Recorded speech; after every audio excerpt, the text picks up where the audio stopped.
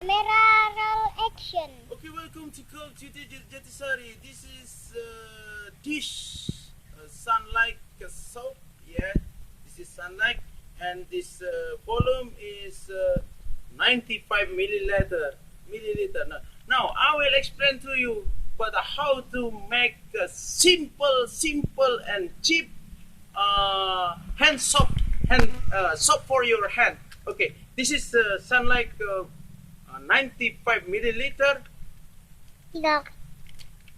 Okay, and we put it in the bottle like this. This is 1500 milliliter. Yeah, and then like this, and okay, this is and we keep the water until 1000 milliliter. So the part of sunlight is only 1, and then the water is 10 part. Okay, 1 banding 10, yeah, like this. And this is you can use it as water soap for your hand, like this. And look,